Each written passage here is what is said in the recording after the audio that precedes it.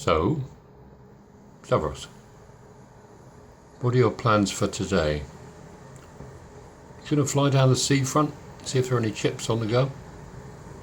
Yeah? Or are you just gonna chill out with me? Here. What's your plan, hey?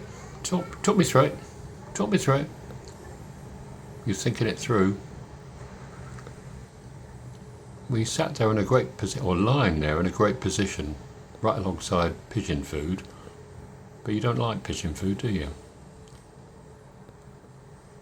But as usual, you've had your fish finger and mealworms. So I'm guessing you're okay at the moment. Yeah? I need to get on and do things, but I want to stay here and chat with you. Yeah? What are you thinking? What are you thinking? What are you thinking?